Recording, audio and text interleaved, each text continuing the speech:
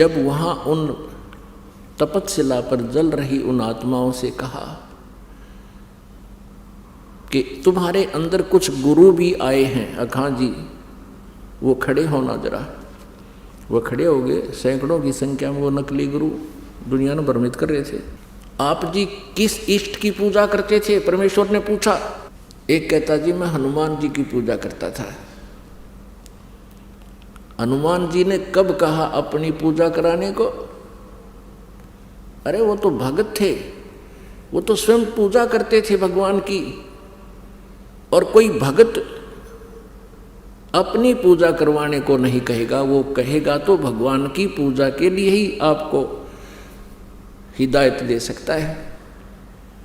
और यदि कोई भक्त अपनी पूजा कराता है, वो भक्त नहीं, वो दुष्ट है। हनुमान जी ने कभी नहीं कहा मेरी पूजा कर लो, तुम तो दंगताना कर रहे हो उसके साथ। वो क्या कहता है? अजी हमने तो ऐसा सुना था। वो गुरु कहता है, वो आचार्य कहता है नकली, हमने तो ऐसा सुना था कि हनुमान जी भगवान शिव के अवतार हैं। हनुमान जी की पूजा करने से भगवान शिव की पूजा हो जाती है। और हनुमान जी के हृदय में श्री राम और श्री लक्ष्मण और श्री सीता जी विद्यमान हैं। उन्होंने अपना सीना खोल के दिखाया था। तो हनुमान की पूजा करने से श्री राम की यानी विष्णु की भी पूजा हो जाती है। फिर परमात्मा ने पूछा और क्या डले डोया करता तू, और भी बता दे। कि गीता जी का मैं नित्य पाठ किया करता और औरों को भी समझाता था कि गीता जी का पाठ करते ही रहना चाहिए। अब परमेश्वर ने कहा रबले पुरुष, अब गीता जी में 18 अध्याय हैं और यदि हनुमान जी की पूजा से ही विष्णु जी और शिव जी की पूजा का लाभ मिलना होता तो उन 18 अध्याय का ज्ञान देने की परमात्मा को क्यों आवश्यकता पड़ी? 2 शब्द कह देता हनुमान की पूजा कर लियो और विष्णु और शिव जी की तुम्हारी वाय पूजा हो जाएगी। है भले आदमी। अब तुझे क्या मिला यहाँ पर? अब भुगत रहा है तू। और अब क्या होगा तेरा? नरक में जाएगा सीधा। तेरी कोई चार भक्ति ठीक नहीं थी, शास्त्र विरुद्ध साधना तू कर रहा था। अब परमेश्वर ने उनको बहुत लताड़ा। लताड़न का मतलब है ज्ञान से समझाया कि तुमने अपना जीवन बर्बाद किया, लाखों व्यक्तियों को डबो दिया। ये दंत कथा लोक वेद सुना सुना के शास्त्र विधि को त्याग कर मनमाना आचरण तुमने किया और अपने अनुयायियों से करवाया, जिस कारण आज तुम्हारी ये दुर्गति हो रही है। और आगे देखना क्या होगा तुम्हारे साथ। परमात्मा ने बताया कि तुम्हारे इतिहास में, क्योंकि प्रत्येक प्राणी के अंतःकरण में उसके पुण्य और पाप कोड वर्डों में अंकित होते हैं। परमात्मा ने उसी समय अपनी शक्ति से उसके किए हुए कर्म सामने दिखा दिए। ये देख, अब तू क्या बनेगा? गधे की योनि में जाएगा यहाँ से सीधा। अब बनेगा तू आचार्य। ऐसे ही वो एक दूसरा खड़ा था, कहा जी मैं तो वेदों अनुसार साधना करता था। वेदों अनुसार क्या साधना करता था? कि गायत्री का जाप करता था, गायत्री मंत्र का जाप करता था मैं। अब परमात्मा ने कहा कि गायत्री मंत्र क्या चीज है? कि ये ऋषियों की खोज है, ऋषियों ने अपने अनुभव से इसको खोजा है। अब परमात्मा बोले बुद्धू तू बात तो बनाओ, मैं वेद पढ़ा करता, इतने कह पता नहीं ये गायत्री मंत्र क्या है। ये यजुर्वेद के 36वें अध्याय का 3रा मंत्र है। उसमें ओम शब्द नहीं है और ना ही इसके साथ ओम शब्द जोड़ना चाहिए। आप ओम शब्द लगाकर इस भूर्भव स्व तत्सवितुर्वरेण्यम भर्गो देवस्य धीमहि धियो यो न प्रचोदयात्, इस मंत्र के साथ यदि ओम शब्द लगाते हो तो इसको भी निष्क्रिय कर रहे हो, परमात्मा का अपमान कर रहे हो। ओम शब्द नहीं लगाना चाहिए,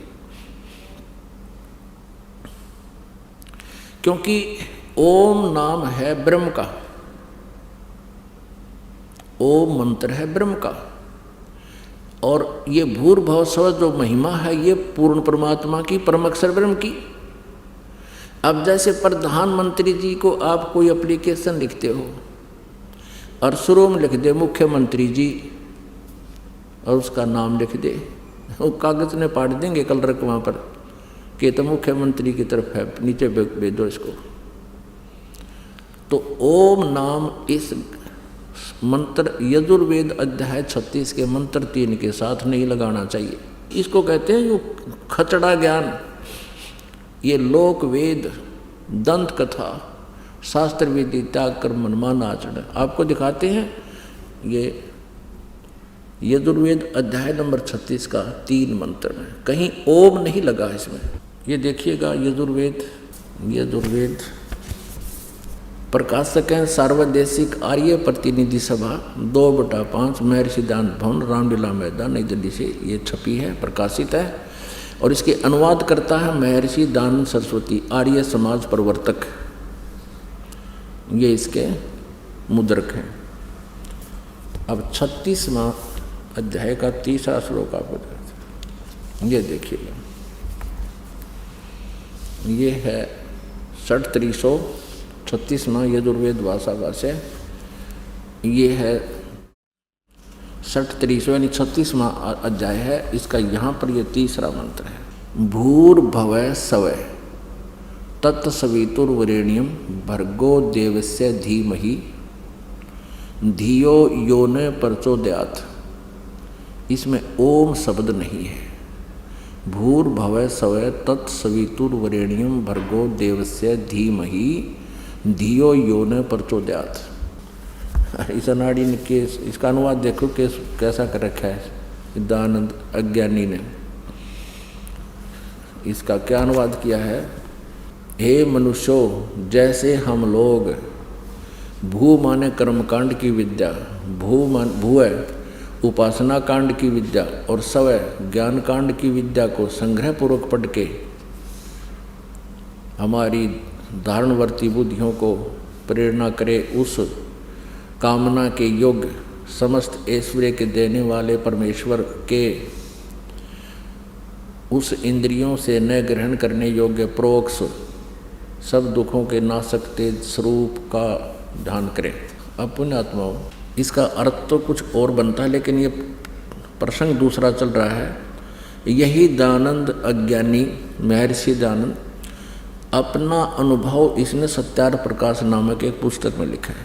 वहाँ इसने इस गायत्री मंत्र का अनुवाद करते समय कहा कि भूर्भुवः स्वः, ये 3 मंत्र तो तैत्तिरीय अरण्यक से लिए हैं मैंने, और शेष के बारे में कोई जानकारी नहीं इसको। तो ऐसे ही सब के अंदर लोक वेद फीड था।